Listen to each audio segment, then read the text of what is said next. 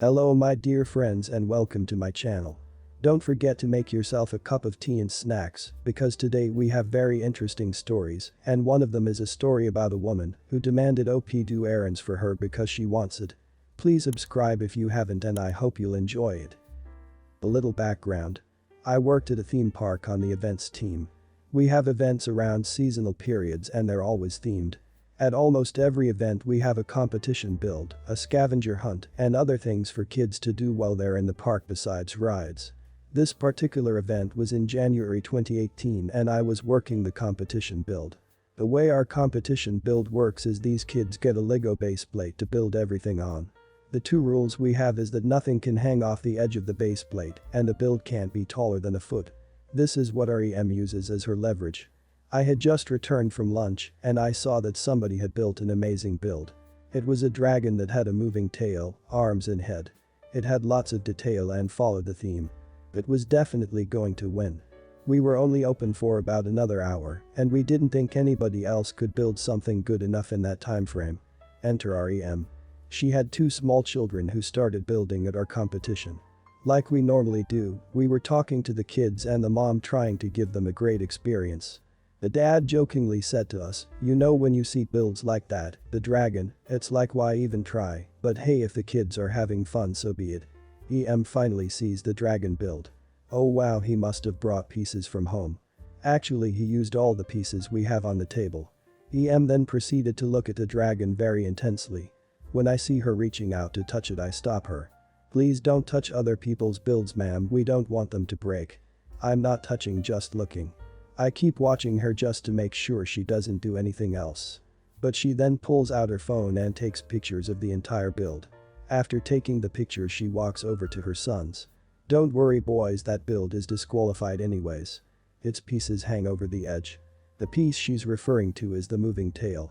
When you fold the tail it didn't hang over the edge, but when you unfold it would hang over the edge. When she took her pictures she unfolded the tail. My coworker folded the tail back up and moved the dragon build to the back of the table so she couldn't reach it. After a few minutes EM comes over to us and demands we find the pieces that the kid used when he built the dragon. Our Lego pieces that we use for competition builds are a mix of hundreds of Lego kits. There is absolutely no guarantee of any type of pieces. The piece she was referring to looked like an elephant tusk. Find my babies these pieces now, they need them. "I will try my best ma'am, but those small pieces normally fall to the bottom of our bins and there's no guarantee we have any more." "I don't care, find them. We want to use them." Me and my coworker spent the next few minutes digging through these large grey tote bins filled with thousands of Lego pieces. Just to try and find a tiny piece that is smaller than a pencil eraser. We found some pretty cool pieces that we tried to give to the kids. Me. "Hey guys, we couldn't find the pieces you wanted, but we found these super cool ones, do you want to use these?" "No, we want the ones that are on the dragon." "Yeah, it's not fair, he brought his own pieces from home." "You're making my babies upset." "Since we can't use pieces we brought from home, can we use the pieces from inside?" We were outside a building that had more Lego inside. Now the pieces that were inside were thick dirty bricks, no specialty pieces. Plus they didn't belong to my department. "Sorry ma'am, those pieces don't belong to the events team, we can't use those. Plus none of those bricks are the type of pieces you would want either. This is so unfair, my babies aren't gonna win and it's all your fault." After this I kind of shut down. I walked away to talk to some other kids who weren't little brats. We had about 15 minutes before we were going to close the competition. During this time my boss came to help us start closing. When she arrived I let her know about our EM. Now, I love my boss. I have worked with her for a very long time. She is the main reason why I haven't quit yet. My boss has an issue with entitled parents. Especially parents that put other kids down to bring their kid up.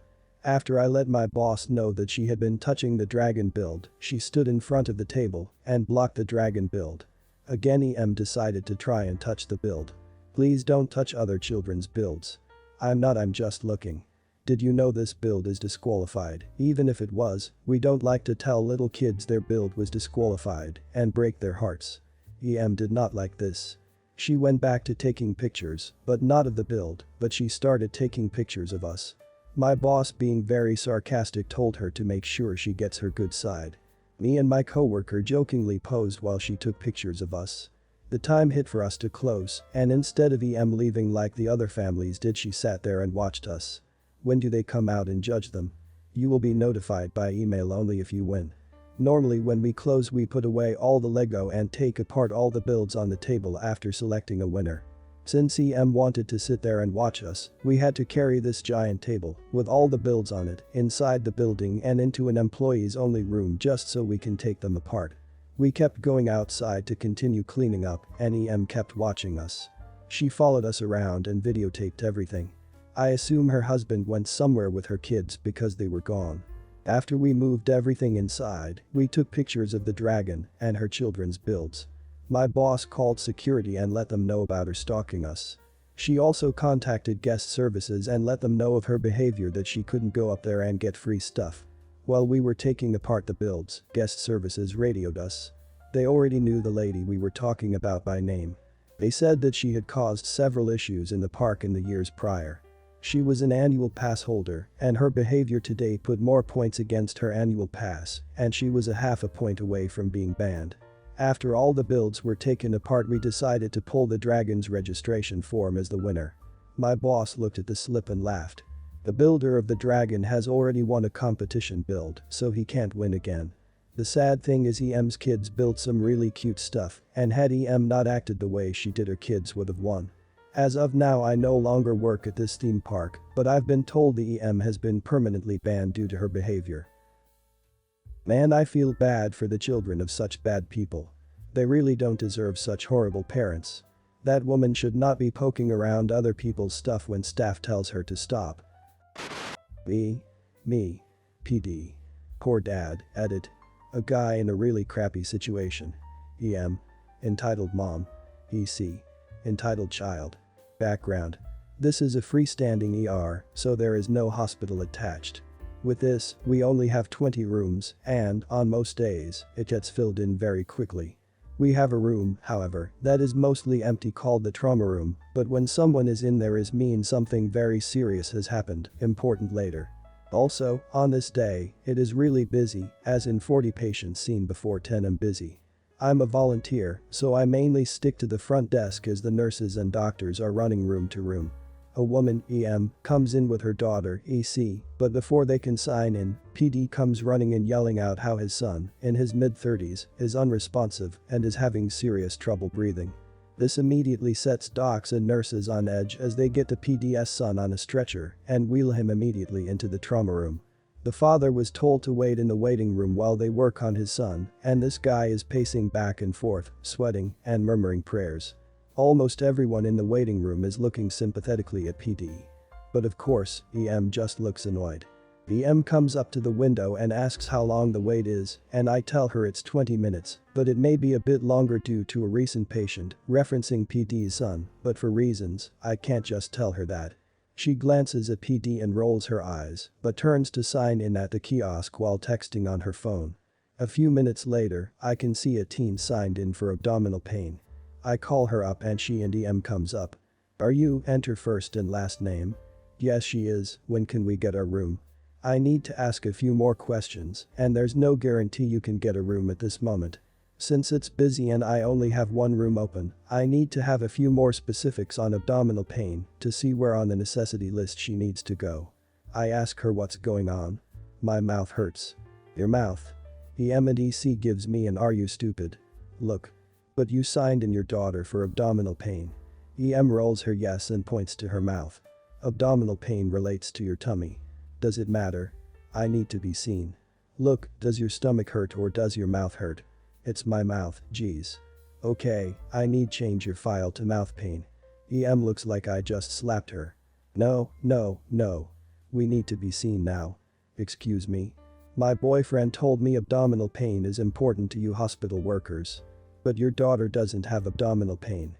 Well, that boy who was wheeled is probably faking. He doesn't deserve to be seen first. Excuse me? That guy is older, my daughter is still young. She needs to be seen first. He's lived his life. At this time, it is dead silently in the waiting room as everyone is staring at in horror. The father slowly turns around and looks at the with tears in his eyes. I think the must have felt everyone's eyes on her because she turns around. The PD quietly says in tears, my son has a wife and kids. Just because he's older doesn't mean he doesn't deserve the life he's been given. For a minute, I'm just looking around at everyone who is staring daggers at her, then she grabbed her daughter and stormed out. PD's son was later stabilized a couple hours later and sent by ambulance to the main hospital, where the doctor said he was put into the ICU. I don't know what happened to him after that, but I hope he's okay. I felt so bad for PD in this story, but some of the nurses talked to me and said that it's sadly not that uncommon. I wonder if there is even a drop of sympathy in this woman and how she would react if she were in the place of the father of that man. I think she would have made a huge scene. Quick summary, Krazipins was my incredibly nosy and entitled neighbor with 2 adult children who were spoiled and greedy. This woman seriously believed she was in charge of everyone in my street. A little background for this. Years ago I moved back home to help my mom look after my dad as she was struggling.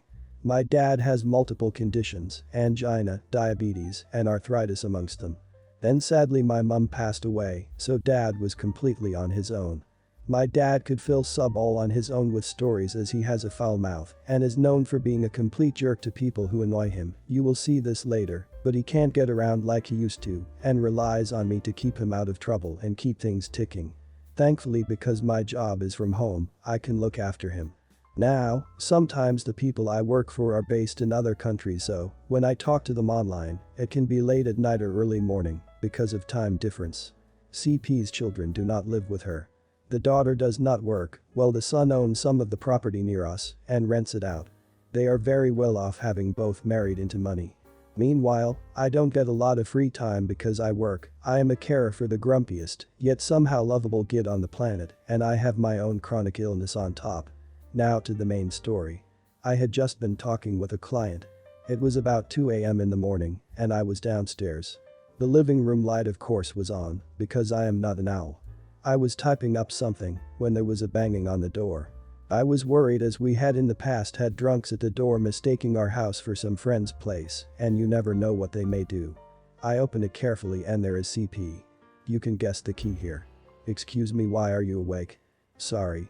I want to know why you are awake. Did we wake you or something? No noise had been made, and there was no way CP would have seen our light on without leaving the house. In fact, she would often step out and do a late night inspection of the street like she was looking for contraband. I don't think you should be up this late. Why are you up? I don't think it is any of your business, but since you ask so sweetly, I am working. But it's 2 a.m. and it's my home. Are we now just pointing out random facts? Because this game is boring me. You should be asleep. And yet here you are wide awake. Isn't it a miracle? We should form a club.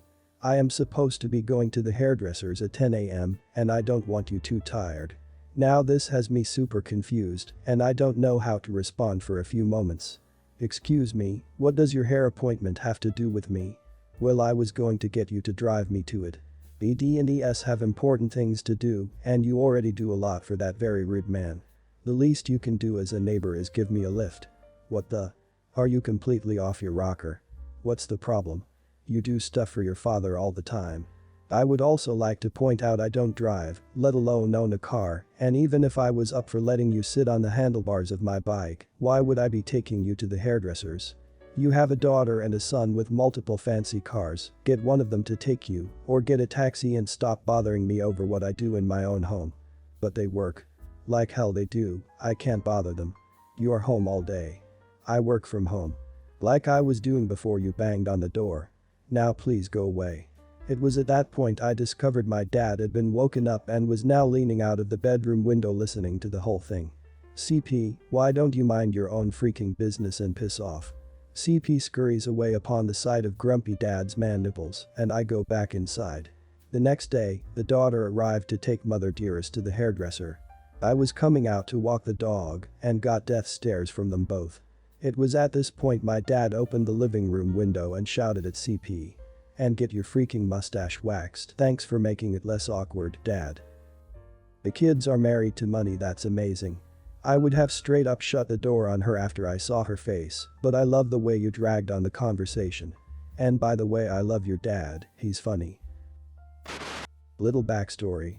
My husband and I have been best friends since middle school. We officially went out in 8th grade, but his EM couldn't stand another woman having his attention. He's the baby of the family, so she told him to break up with me, and disobedient kids go to hell. She's very religious. He was emotionally manipulated since then, and it ended when we got married.